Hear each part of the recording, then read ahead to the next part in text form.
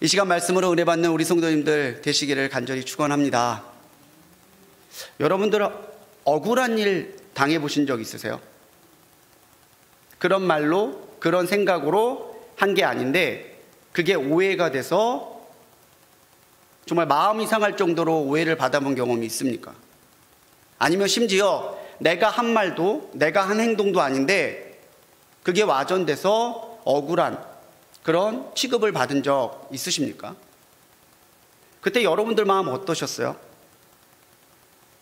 자다가도 벌떡 일어나고 막 소리치고 싶고 그런 얘기를 믿고 자기를 냉대하고 있는 사람들에게 가서 한바탕 쏟아놓고 싶은 마음이 굴뚝 같을 거예요. 그런 억울한 마음, 그런 정말 답답한 마음이 오늘 고린도 후서를 쓰고 있는 바울의 마음입니다. 지난주까지 우리는 고린도 전서를 통해서 함께 은혜 나눴죠. 오늘부터는 고린도 후서에 대해서 함께 말씀과 은혜를 나눌 텐데요.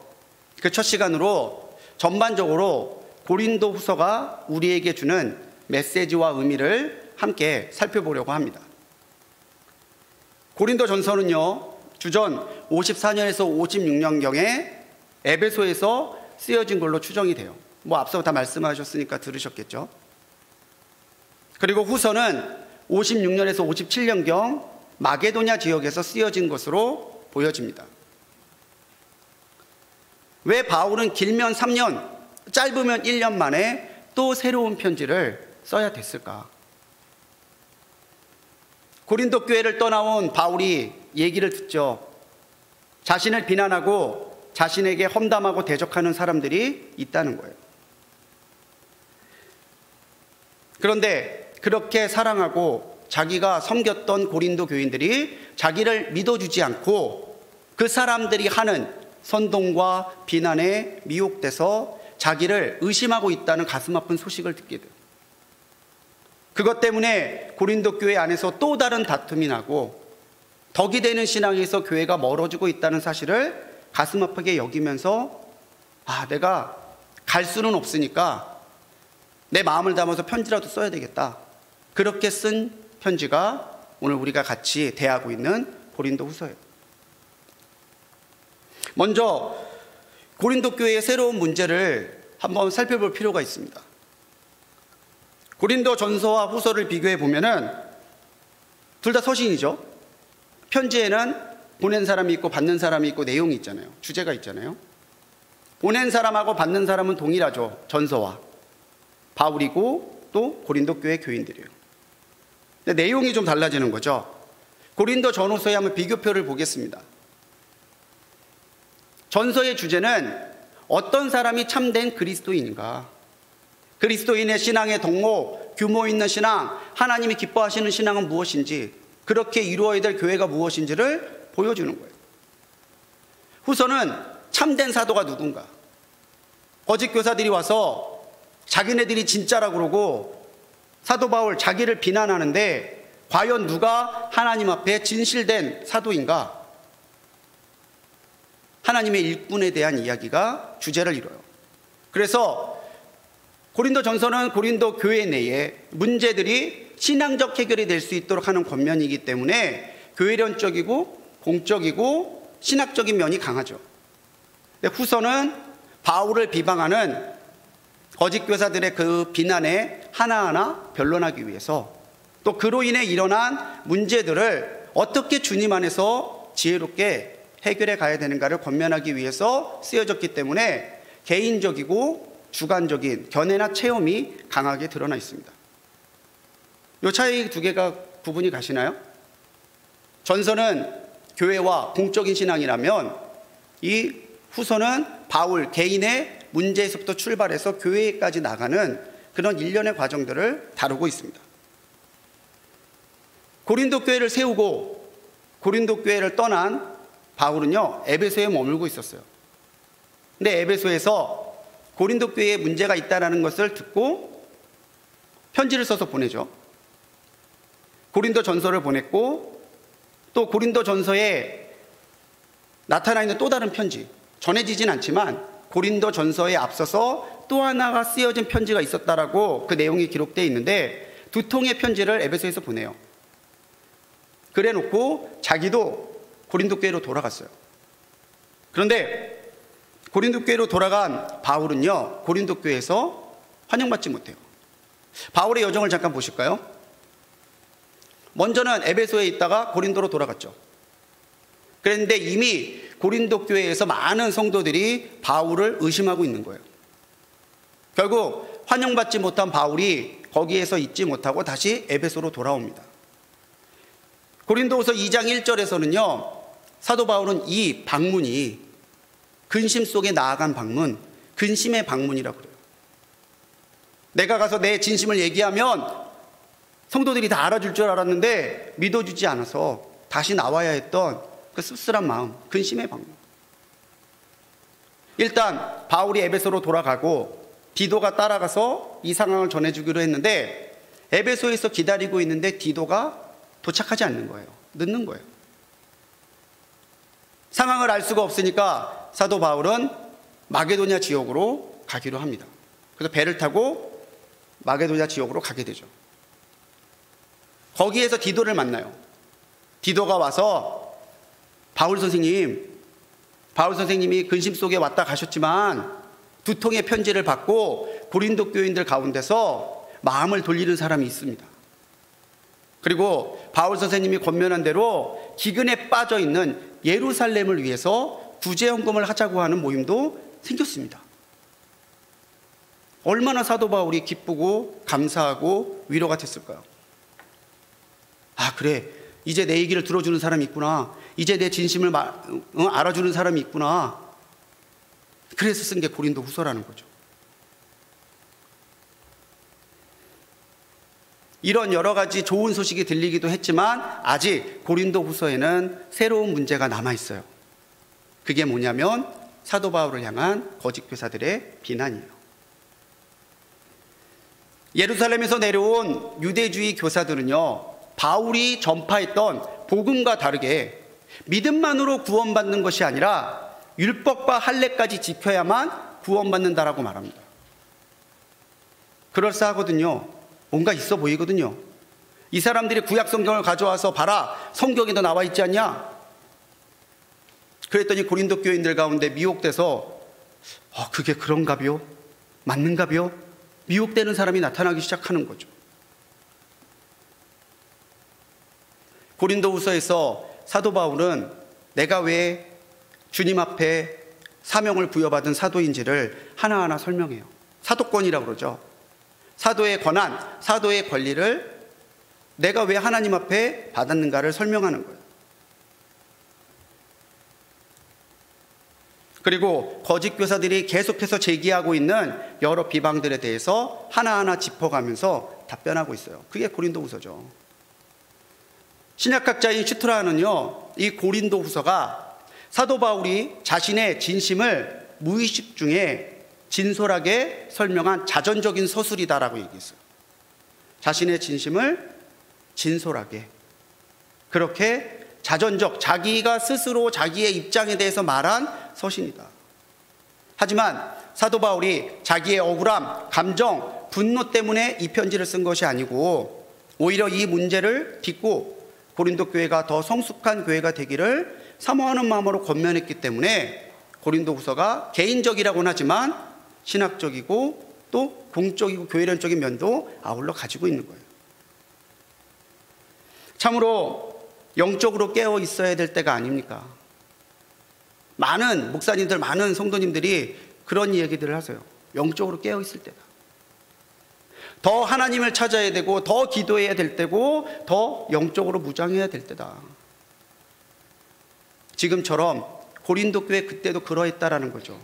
영적인 분별력이 필요하고 말씀에 서 있는 신앙이 참으로 빛나야 되는 그때가 고린도후서가 쓰여질 때였어요.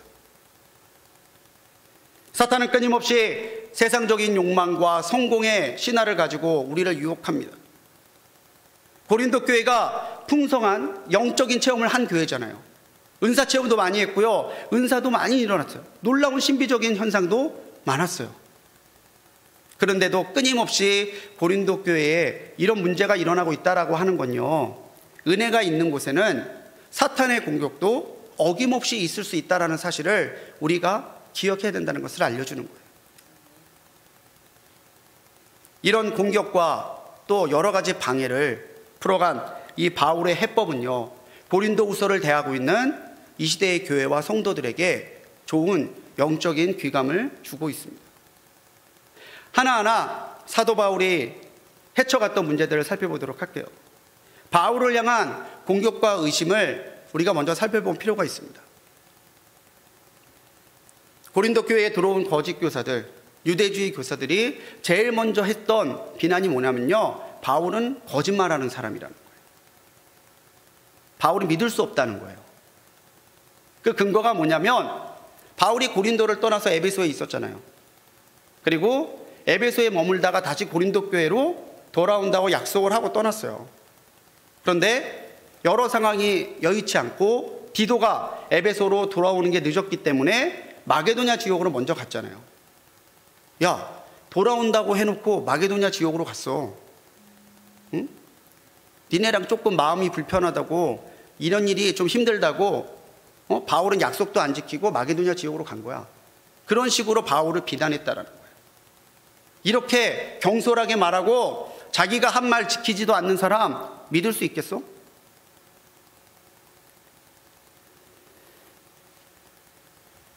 원래 사도 바울의 계획은 그거였죠. 에베소에 머물다가 고린도로 가서 고린도 교회로부터 그 파송을 받아서 마게도냐 지역에 있는 교회들을 잘 영적으로 안정시켜 놓고 다시 유대로 가는 거였어요. 근데 상황이 그렇게 안 되잖아요. 그래서 일단은 마게도냐 지역으로 가서 앞서 결단시켰던 구제헌금과 여러 가지 신앙의 권면을 한 후에 고린도 교회가 조금 안정되면 고린도 교회로 돌아와서 이 사람들의 파송을 받아서 유대로 가는 걸로 계획을 수정한 거예요. 상황이 그렇게 될 수밖에 없었죠. 고린도후서 1장과 2장에서 바울은요, 자신이 마게도냐로 가게 된 것이 근심의 방문 이후에 관계를 회복될 때까지 기다리기 위함이다라는 것을 분명하게 말하고 있습니다. 여러분들이 다시 마음을 넓혀서 나를 용납해 줄 때까지 내가 조금 여러분들과 만나는 시간을 기다리면서 늦췄다는 얘기예요. 그러면서 자신을 괴롭혔던 사람, 자신을 대적했던 사람, 자신을 믿어주지 않고 말과 행동으로 상처를 줬던 사람들, 나는 이미 다 그리스도의 사랑으로 용서했다고 말합니다. 바울은 이것이 사단에게 속지 않는 것이다라고 힘주어 말해요. 내 생각대로, 내 감정대로, 내 필요대로 말하는 것이 아니라 무엇이 하나님이 기뻐하시는가를 분별해서 그렇게 말하고 행동하는 게 사탄의 계략에 넘어가지 않는 거라는 거예요. 고린도후서 2장 11절의 말씀입니다. 이는 우리로 사탄에게 속지 않게 하려 함이라. 우리가 그 계책을 알지 못하는 바가 아니로라. 여러분들도 알지 않습니까? 싸우게 하는 거, 못 믿게 하는 거, 살아가지 못하게 하는 거 사탄의 계략이에요. 우리 거기에 속으면 안 됩니다. 사도 바울은 그렇게 말하고 있는 거죠. 감정으로 다투고 싸우게 하는 것, 분쟁이 나는 순간에 우리가 잘 기억하고 분별해야 돼요. 승질 한번 내면 내 속이 시원할 수도 있겠죠. 그런데 거기에 하나님이 받으실 영광이 없어요. 교회는 흔들릴 거고 시끄러울 거고 성도와 성도 사이에는 사랑이 아니라 다른 감정들이 끼게 될 거예요. 이게 사탄에 속는 거라는 거죠. 나를 거짓말한다고 믿을 수 없다고 비방하는 저 사람들 말에 속지 마. 그거 사탄에게 속는 거예요. 영적으로 분별해서 무엇이 사단이 아니라 하나님을 기쁘시게 하는 것인지를 분별하는 사도 바울의 권면을 잘 들으시기 바랍니다.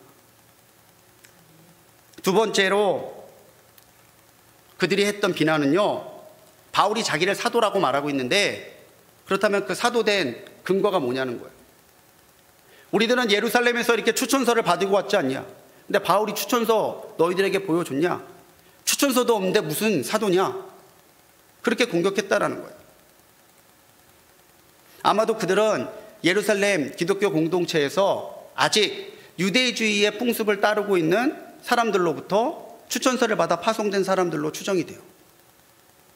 기독교 공동체 안에 있지만 유대교랑 완전하게 분리되지 않고 아직도 구약의 율법과 풍습을 따르는 것이 맞다라고 생각하는 사람들이 바울이 자꾸 이방 땅에서 선교적인 영역을 넓혀가니까 자기의 견해를 따르는 사람들을 추천서를 줘서 보냈다라는 거예요.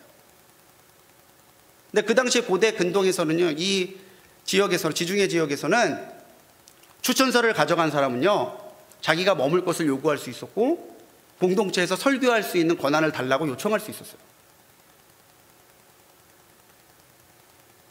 그런 추천서를 가지고 자랑하는 사람들에게 바울은요, 내가 사도가 된 표는 오래된 율법 때문이 아니라 그리스도를 통해서 새롭게 주어진 복음이라고 하는 언약에 의해서 내가 사도로 임명받았다고 말해요. 그리고 추천서 하는데 추천서가 뭐가 필요하냐? 내가 복음으로 사랑으로 쓴 고린도 교회 교인들 너희들이 나의 추천서다, 그렇게 말하고 있는 거예요. 참으로 우리 성도님들과 교회가요, 목사님들의 추천서예요. 청주에서 개척할 때 저희 교회 근처에 청주 교육대가 있었어요. 저희 가족들만 개척해서 예배드리다가 첫 번째 교인이 들어왔는데 청주 교육대 학생이에요. 저는 첫 주만 오고 안 올 줄 알았어요. 첫 주 문 열고 딱 들어왔는데 아무도 없으니까 멈칫하더라고요. 멈칫하고 있는데 그때 4살이었던 저희 큰애가 주보를 들고 가더니 앞에 가서 앉으세요. 그러니까 전도사 때 제가 하는 걸 계속 본 거예요. 청주교육대이면 이제 초등학교 선생님들 되는 거거든요. 그러니까 제가 권면했으면 나갔을지도 모르겠어요. 아기가 권면이가 들어와서 앉는데 다음 주도 계속 오는 거예요. 제가 회의가 있어서 저는 출타할 때 저희 아내가 큰애를 산책도 시킬 겸 전도도 할 겸 그 교육도 안에 들어갔어요. 근데 갑자기 누가 사모님 하고 부르는 거예요. 나를 부를 사람이 없는데 돌아봤더니 그 학생이에요. 그 청년이에요. 너무 반가워서 인사를 했더니 자기랑 같이 있던 그 친구들, 후배들한테 인사해. 우리 교회 사모님이야. 인사해. 교인이나 많아야죠. 그 사람 하나예요. 우리 교회 사모님이야. 인사해. 그날 돌아온 저한테 그게 너무 감사했다고 아내가 말을 하더라고요.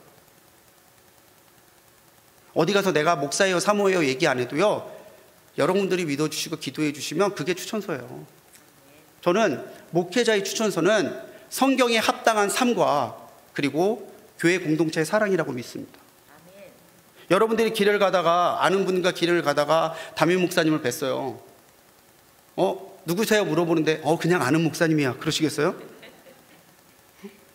우리 교회 목사님이야, 우리 담임 목사님이야 그러시지 않겠어요? 담임 목사님이 굳이 내가 불꽃교회 담임 목사입니다 이러지 않아도 여러분들이 우리 교회 담임 목사님이요, 너무 사랑 많으세요, 좋아요 이러면 그게 추천서죠. 길에서 목회자를 만났는데 피해서 가는 사람은 좀 수상한 거예요. 목사님이다 이러고 피한다면 좀 문제가 있지 않겠습니까? 너희들이 사랑으로 복음으로 쓴 내 추천서인데 그런 추천서가 뭐가 필요하냐? 내가 고린도 교회에서 눈물로 희생하고 전도하고 설교하고 너희들을 섬겼던 거 다 아는데 너희들이 추천서지. 고린도후서 3장 2절 말씀에서 사도 바울은 말합니다. 너희는 우리의 편지라. 우리 마음에 썼고 무사람이 알고 있는 바라.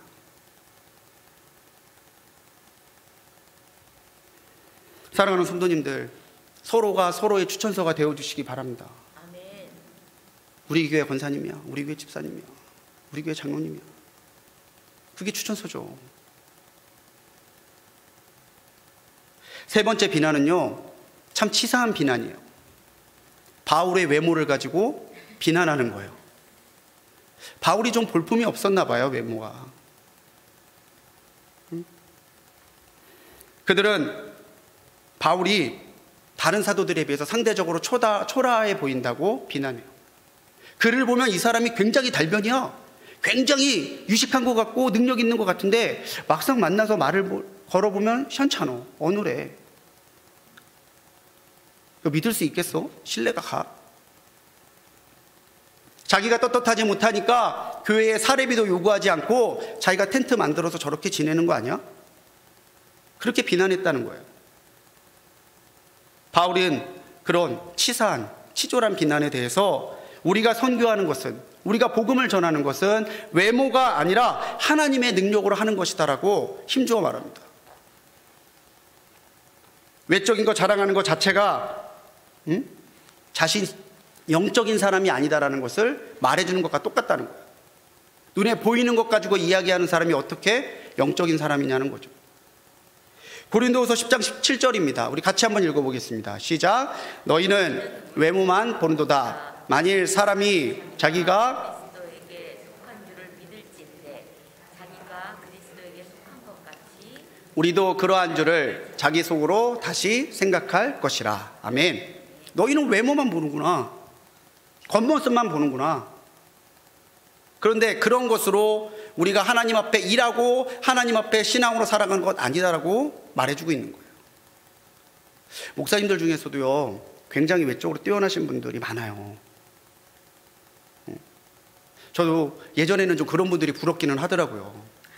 제가 키가 한 10cm만 컸어도 여기 강대상 올라왔을 때 얼마나 멋있겠어요. 제가 얼굴에 다른 데는 다 봐줄 만한데 눈이 조금 부리부리했으면 좋겠다라는 생각도 해본 적은 있어요. 눈이 좀 크면 얼마나 좋을까. 그런데 우리가 외적인 것에 빠지면 빠질수록 참으로 보아야 될 영적인 곳에 눈이 가려지고 귀가 닫혀져요. 이사야 선지자는요 53장 2절에서 메시아의 모습에 대해 설명할 때 뭐라고 설명하는지 우리 잘 알잖아요. 고운 모양도 없고 풍채도 없고 흠모할 만한 것이 아무것도 없대요. 그렇지만 그분이 진실이고 그분을 믿는 사람이 구원을 받는다고 말하죠. 예수님도 외모로 일하시지 않았잖아요. 근데 우리가 왜 자꾸 외적인 것에 집착하고 눈에 보이는 것만을 보고 판단해서 그 사람이 진실한 것처럼 미혹돼서 따라가야 될까요? 고린도후서 12장 12절에서 사도 바울은 말합니다. 사도의 표가 된 것은 내가 너희 가운데서 모든 참음과 표적과 기사와 능력을 행한 것이라. 아멘. 190이 넘는 키와 부리부리한 눈과 엄청난 지방과 재력을 가지고 내가 사도가 됐다는 게 아니죠. 오래 참음과 또 표적과 기사와 능력으로 내가 너희를 섬겼고 내가 그것으로 하나님 앞에 사도된 표를 보였다는 거예요. 이것이 사도된 표고요. 이것이 그리스도인이라는 증거예요.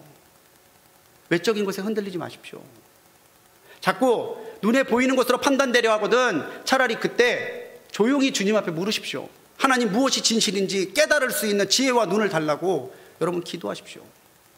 그럴 때 우리의 영안이 뜨이고 그럴 때 우리의 심령에 분별이 생기고 그럴 때 무엇이 하나님의 뜻에 합당한 신앙이고 판단인지를 깨닫게 될 거예요. 네 번째로요, 그들은 바울의 영성을 비난해요.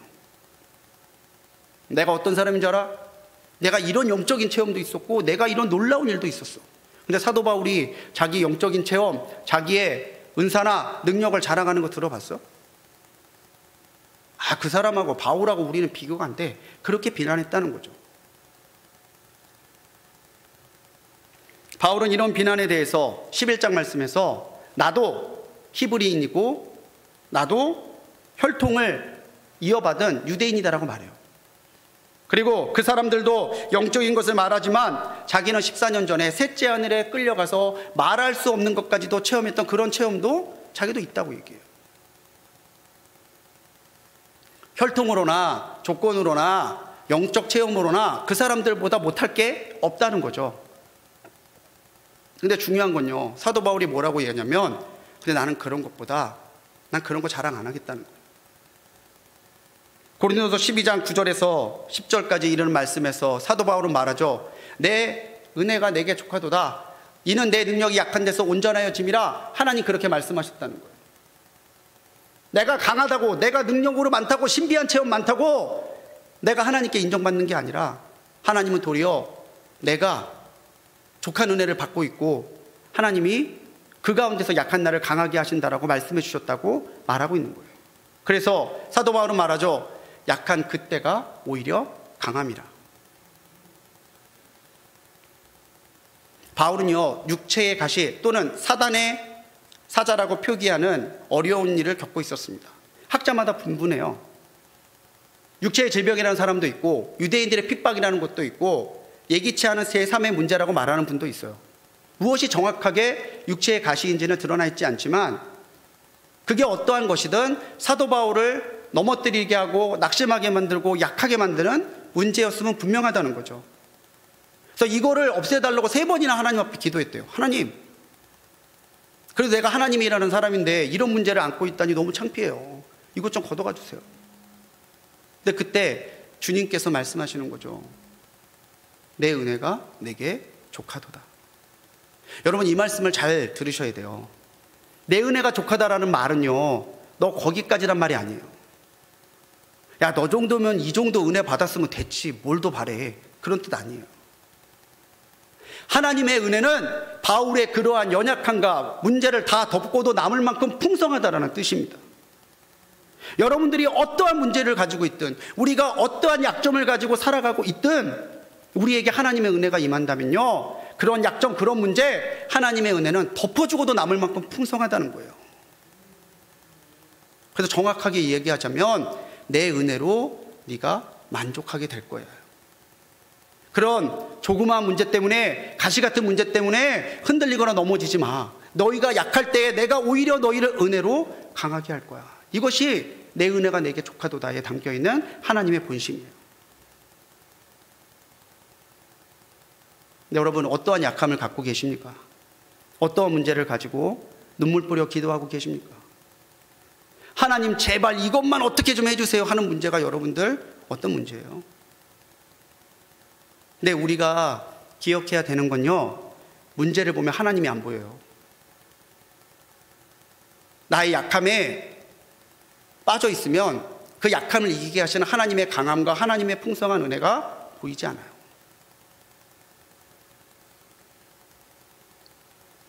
약하다고 눈에 보이는 조건들이 없다고 여러분 근심하지 마십시오. 약하기 때문에 하나님밖에 붙들 사람이 없고, 하나님만 붙들기 때문에 강하게 하시는 하나님의 은혜를 체험할 수 있는 거예요. 왜 난 이것도 없고 저것도 없고 이것도 안 되고 저것도 안 되지? 그런 거 찾아내는 것도 용해요. 보면 어쩌면 그런 것만 잘 찾아낼까, 그렇게. 근데 그런 거 있다면은 그걸 가지고 하나님 앞에 들고 나가세요. 나의 연약함을, 나의 문제를.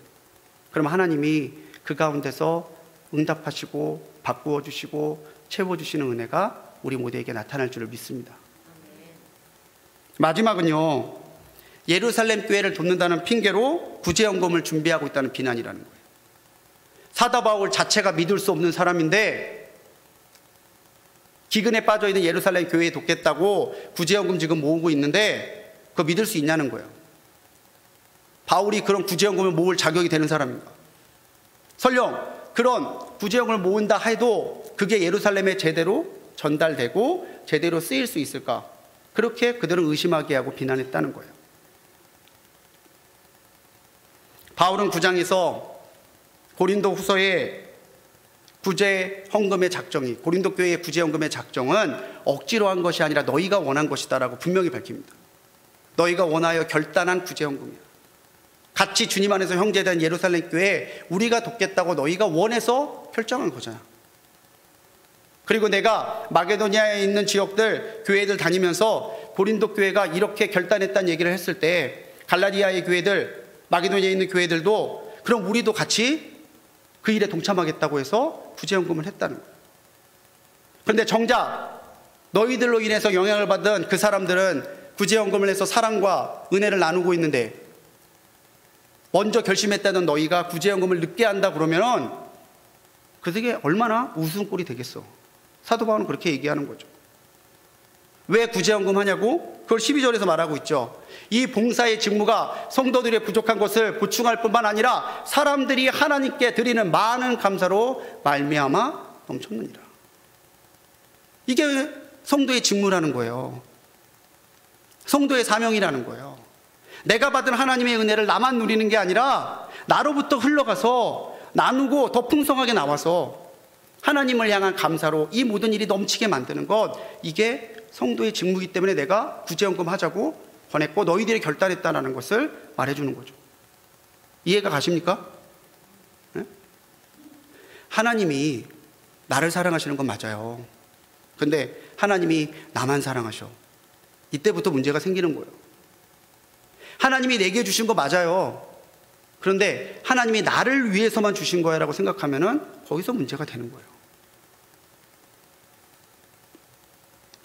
우리 성도님들이 우크라이나와 또 산불 이재민을 돕기 위해서 구제연금을 하셨죠. 함께 우리 교단을 통해서 우리 불꽃교회 성도님들이 모은 귀한 헌금입니다고 전달했어요. 참 여러분들 대단하십니다. 고린도 교인들도 주저했던 일을 그렇게 기쁨으로 감당하셔서 하셨잖아요. 근데 왜 하셨어요? 여러분 우크라이나 사람 만나보셨어요? 산불 이재민 중에 아는 분이 있으세요? 뭐 한 달이 건너면 아실 수도 있을지 모르겠지만 직접적으로 산불 이재민과 관계 있는 사람 없으실 거예요. 그런데 여러분들 기쁨으로 헌금하셨잖아요. 왜요? 그게 성도의 직무이고 그게 은혜 받은 증거의 표기 때문에 그런 거죠. 이러한 공격을 대하면서도 사도 바울이 답변을 잘 보세요. 감정으로 얘기한 거 있습니까? 자기 억울하다고 승질낸 거 있습니까? 말씀에서 어긋난 게 있습니까? 하나하나 그런 것은 이런 거고 이런 것은 그런 것이고 하나님의 말씀에 비추어서 자기가 전하고 그렇게 보여주었던 복음의 예에서 벗어나지 않게 하나하나 해가는 것. 그 모습이 오늘 우리들에게 얼마나 큰 은혜를 주고 있어요. 이러한 내용들을 보자 보면 이러한 결론을 우리는 가져올 수 있습니다. 먼저는요, 우리가 복음에 굳게 서야 된다는 거예요. 우리가 말씀에 서 있지 않고 복음에 서 있지 않으면 미혹돼요. 처음에는 에이 그럴 리 없어 그러는데 자꾸 듣잖아요. 그런 것 같아요. 우리 교회 이상하지 않아? 무슨 우리 교회가 이상해? 우리 교회 같은 교회가 있어? 우리 교회가 이상하지 않아? 그런 것도 없지 않아 있어. 우리 교회 이상하지 않아? 좀 이상하지? 그렇게 되는 거예요. 근데 우리가 확고하게 복음에 서 있다면 예수님만 믿어야 천국 가는 거야? 무슨 소리야? 예수님만 믿어야 구원받는 거지. 이단들에 빠진 사람들이, 미혹된 사람들이 공통적으로 나타나는 게 뭔지 아시죠? 교회 공동체를 부인하고 목회자들과 사역자들을 비난하고 성도가 서로를 믿지 못하게 해요. 그래놓고 자기들만 은혜 받았고 구원받은 공동체라고 얘기해요. 아까 얘기했잖아요. 나만 그러는 순간에 문제가 생기는 거라니까요. 진실과 거짓에는 공통점이 있어요. 다른 것 같지만 한 가지의 공통점이 있는데 그게 뭔지 아세요? 시간이 지나면 드러난다는 거예요. 진실도 거짓도 시간이 지나면 드러나요. 그때는 불분명하지 않지만 시간이 지나면 진실된 건 드러나요. 수많은 이단들이 있었습니다. 지금도 신천지나 구원파나 여러 가지 이단들이 있어요. 그런데 지금은 그게 불분명할지 모르겠지만 시간이 지나면 분명히 드러나게 될 거예요.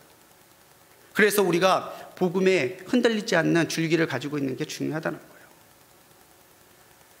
지금 성경 통독 2기가 진행 중이죠. 3기를 기다리고 있겠다고. 그것도 좋은데 지금부터 읽으세요. 내가 3기 딱 시작되면 읽을게. 그러지 마시고 지금부터 한 장이라도 읽으세요. 그리고 말씀을 묵상하고 그 말씀을 붙들고 사십시오. 그래야 복음에서 흔들리지 않아요. 또한 우리가 이 고린도후서 메시지를 통해서 깨닫는 건요, 우리는 교회를 세우는 신앙이 되어야 된다는 거예요. 교회를 흔들고 교회의 문제를 일으키고 교회를 약하게 만드는 사람들이 아니라 교회를 더 든든하게 세우고 교회가 하나님이 기뻐하시는 은혜의 통로가 될 수 있도록 섬기는 사람들이 되어야 된다는 것이죠. 말하는 것은 쉽게 말할 수 있어요. 생각도요 다양해요. 하지만 말처럼 생각처럼만 할 수 있는 건 아니죠. 무엇이 하나님께서 원하시는 건지를 분별해서 내가 지금 하고 있는 말과 행동과 나의 섬김이 과연 교회를 위하고 교회를 하나님께서 기뻐하시는 공동체로 세워가고 있는지를 늘 분별하시라는 얘기예요. 나의 말과 행동이 교회의 덕을 세우고 교회를 통해서 다른 사람들에게 선한 영향력의 통로가 되기를 사모하시기 바랍니다. 세 번째로는요, 교회 안에 문제가 생겼을 때 우리는 우리의 적이 사람이 아니라 사탄이라는 것을 기억해야 된다는 거예요. 김 지사님이 나의 마음을 서운하게 했어요. 예. 김집사가 어떻게 나한테 그럴 수가 있을까? 근데 그런 마음이 들 때 문제는 그 김집사가 내 적이 아니라는 거예요. 그 관계 속에서, 그 감정 속에서, 그 상황 속에서 나를 교묘하게 유혹해 가고 있는 사단이 우리의 진짜 적이라는 것을 기억해야 된다는 거죠. 다툼이 난 교회가 있었습니다. 양쪽으로 갈라져서 엄청나게 싸웠어요. 그래서 큰 상처를 갖고 많은 사람들이 떠나갔어요. 그리고 몇 년이 지났어요. 근데 그때 둘이 왜 싸운 거예요? 모르더라고요. 왜 싸웠는지조차도 몰라요.